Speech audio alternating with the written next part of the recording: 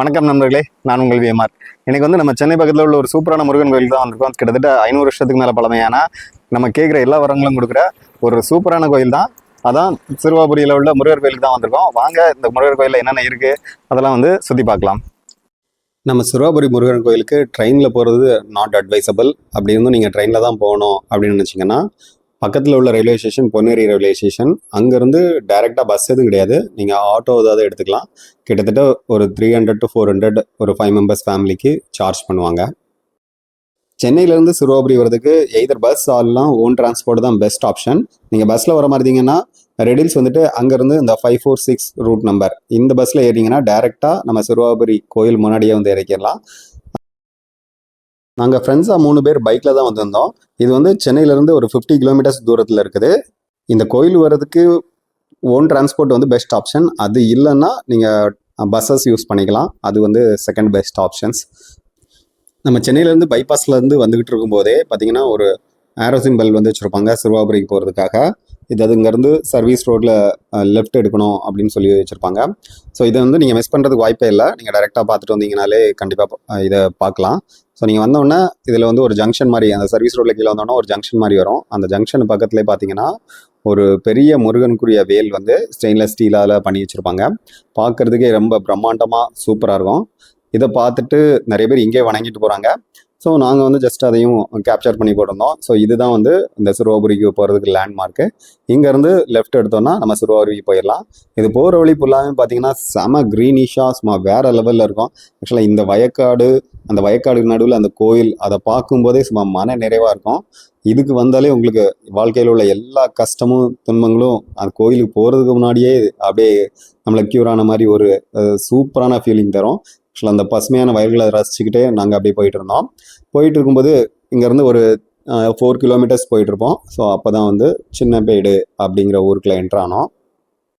திருவள்ளூர் மாவட்டத்தில் உள்ள சின்னம்பேடு, இங்கே தான் வந்து நம்மளுக்கு வந்து சிறுவாபுரி கோயில் அமைஞ்சிருக்கு.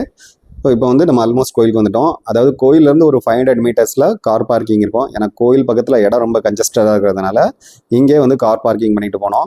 ஆக்சுவலாக கார் பார்க்கிங் பக்கத்துலேயே பார்த்தீங்கன்னா சில ஆட்டோவும் இருக்கும். நம்ம நடந்து போக முடியலைன்னா இங்கேருந்து ஆட்டோ எடுத்துக்கலாம். நம்ம சிறுவாபுரி கோயிலுக்குள்ளே கிட்டத்தட்ட என்ட்ரு ஆகிட்டோம். ஸோ நம்ம வந்து பைக்கு பார்க்கிங் பார்த்திங்கன்னா இங்கே நிறையா பூக்கடை இருக்கும், அது பக்கத்துலேயே பார்க் பண்ணிக்கலாம். ஸோ இதுதான் வந்து இந்த கோயிலோட கோபுரம். பார்க்கே பிரம்மாண்டமாக செம்ம சூப்பராக இருக்குல்ல. ஸோ இந்த கோவிலுக்கு முன்னாடியே பார்த்தீங்கன்னா நிறையா பூக்கடை இது எல்லாமே இருக்கும். இங்கே வந்து விளக்கு வாங்கிக்கலாம். ஸோ நீங்கள் இங்கே இவங்ககிட்டே பக்கத்துலேயே வந்து பைக் இருந்தால் பார்க் பண்ணிட்டு போயிடலாம். ஸோ அவங்களே பார்த்துக்கிடுவாங்க. நாங்களும் இங்கே பார்க் பண்ணிட்டு போயிருந்தோம், பத்திரமா பார்த்துட்டு இருந்தாங்க. நான் வந்து விளக்கு ஏற்றுறதுக்காக 2 விளக்கு வாங்கிட்டு போயிருந்தேன். இந்த விளக்கோட காஸ்ட் வந்து 20 rupees. ஸோ ஆக்சுவலாக கூட்டம் நிறையா இருக்குன்னு எதிர்பார்த்தோம். நம்ம கோயிலுக்கு என்ட்ரு ஆகிறதுக்கு முன்னாடியே பார்த்தீங்கன்னா நிறையா வந்து பழக்கடை, காய்கறி கடை எக்கச்சக்கமாக இருக்கும். பார்த்தீங்கன்னா எல்லாமே செம்ம ஃப்ரெஷ்ஷாக இருந்தது. பார்த்தாலே வாங்கலாம் அப்படிங்கிற மாதிரி தோன்ற அளவில் சூப்பராக இருக்கும். இது பார்த்திங்கன்னா இங்கே பக்கத்தில் உள்ள வயக்காட்டிலேருந்து விளைஞ்சி வந்ததுனால பார்க்க செம்ம ஃப்ரெஷ்ஷாக இருந்தது. ஸோ நான் எதுவும் வாங்கலை, பட் நீங்கள் போனீங்கன்னா கண்டிப்பாக இதை வாங்கி ட்ரை பண்ணி பாருங்கள், சூப்பராக இருந்துச்சு. இதுதான் வந்து நம்ம கோயிலுக்கு போகிற வழி. பொது தரிசனம் போகிறதுக்காக இங்கே ஒரு வழி கொடுத்துருந்தாங்க. ஸோ நம்ம அது வழியாக தான் போயிட்டுருக்கோம். ஐக்குன் 150 இது எடுங்க, இதை ஃபஸ்ட்டு இது எடுங்க. 100 இது 100 இது 50 காசு கொடுக்கணும். எதில் போகலாம்? ஃப்ரீயிலே போகிறோம். ஃப்ரீயிலே போவோம். அப்படியே ஓகே.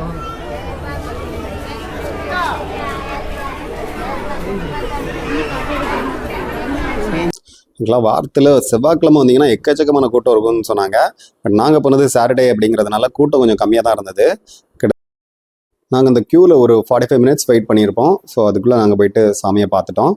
இப்போ வந்து நம்ம இந்த தலத்தோட வரலாறை பார்க்கலாம். ராமர் வந்து அவரோட பட்டாபிஷேகம் முடிஞ்சதுக்கப்புறம் ஊராரெலாம் குறை சொல்கிறாங்கன்னு சொல்லிட்டு கர்ப்பமாக இருந்த மனைவி சீதாவை வந்து காட்டில் கொண்டு விட்டுறாரு. காட்டில் இருக்க சீதாவுக்கு வந்து லவன் அப்புறம் குசன் அப்படின்ட்டு 2 குழந்தைகள் பிறக்குது. அப்போ தான் வந்து ராமபிரான் வந்து அஸ்வதம யோகம் பண்ணலாம் அப்படின்ட்டு யோசிக்கிறாரு. அப்போ வந்து மனைவி இல்லாமல் இது பண்ணுறது விதிக்கு புறமானது அப்படிங்கிறதுனால யாக குதிரைகளை அனுப்பி மனைவியை கூட்டு வர சொல்லி அனுப்புனாரு. பார்த்தா வந்து அந்த யாக குதிரைகள் திரும்பியும் வரல, மனைவியும் வரல. அதுக்காக லக்ஷ்மணன் அனுப்புனாரு. லக்ஷ்மணனும் அந்த குதிரைகளை மீட்டு வர முடியல. ஸோ அதுக்காக அவரே வந்து டைரெக்டாக குதிரைகளை தேடி வராரு. அப்போ தான் வந்து இந்த சிறுவர்களாக இருந்த இந்த லவனும் குசனும் வந்து ராமபிரானுக்கு எதிர்த்து போரிடுறாங்க. ஸோ சிறுவர்கள் வந்து போரிட்டதுனால இது வந்து சின்னம்பேடு அப்படின்னு சொல்லிட்டு சிறுவாபுரி அப்படின்னு மாறினதா சொல்லியிருக்காங்க. இந்த கோயிலோட மூலவர் வந்து பாலசுப்ரமணியன் நின்ற குலத்தில் இருக்கிறாரு. இது வந்து நந்திக்கும் பைரவருக்கும் தனித்தனி ஸ்தலங்கள் இருக்கு. தரிசனம் முடிச்சாச்சு. நெக்ஸ்ட் கோயிலை ஃபுல்லாக சுற்றி பார்க்கலாம். அது போக விநாயகர் ஆதிமூலவர் இருக்கிறாங்க. இது பார்த்திங்கன்னா நம்ம வந்து விளக்கேற்றுறதுக்குன்னுட்டு கோயிலுக்கு சாமிக்கு முன்னாடியே நம்மளுக்கு வந்து தீபம் ஏற்றுறதுக்கான இடம் வச்சுருந்தாங்க. அது பக்கத்துலேயே பார்த்திங்கன்னா ஒரு கொடிமரம் இருந்தது. அந்த கொடிமரத்துக்கு முன்னாடி நிறைய பேர் தாலி கட்டி போட்டிருந்தாங்க. ஆக்சுவலாக இது வந்து இந்த முருகர் கோயில் வந்து வினை தீர்க்கும் வேலன் வள்ளியோட மனக்கோலத்தில் எழுந்துட்டு இருக்கிறது. அதனால் இங்கே வரவங்களுக்கு திருமண தடைகள் நீங்கி உடனே திருமணம் நடக்கும் என நம்பப்படுகிறது. அது மட்டும் இல்லாமல் புதுசாக வீடு கட்டணும்னு ஆசைப்படுறவங்க இங்கே வந்து மூலவர் தலத்துக்கு பின்னாடி செங்கல் அடிக்க வச்சா உடனே வீடு கட்ட முடியும் அப்படின்னு நம்பப்படுது. இதுதான் வந்து இந்த தலத்தோட தலவிருச்சகம் மகிழ மரம். அப்படியே சாமி கும்பிட்டுட்டு பக்கத்தில் வந்து பிரசாதம் சேல்ஸ் பண்ணிட்டு இருந்தாங்க. அதுவும் வாங்கி சாப்பிட்டுட்டு நாங்கள் இங்கேருந்து கிளம்பிட்டோம். இந்த கோயிலில் மூலவர் தவிர மற்ற அனைத்து சிலைகளும் மரகத கற்களானது இன்னொரு சிறப்பு. நாங்கள் இந்த முருகரை தரிசிச்சுட்டு முழு மகிழ்ச்சியோடும் மனநிறைவோடு இங்கேருந்து கிளம்பிட்டோம். கண்டிப்பாக இந்த வீடியோ உங்களுக்கு பிடிச்சிருக்குன்னு நம்புகிறோம். அப்படியே நம்ம சேனல் இன்னும் சப்ஸ்கிரைப் பண்ணலாம். சப்ஸ்கிரைப் பண்ணிவிட்டு அந்த பெல் சிம்பிளை அப்படியே அழுத்தி விட்டு போயிருங்க. தொடர்ந்து நம்ம போகிற வீடியோவை கேட்டு என்ஜாய் பண்ணுறதுக்கு.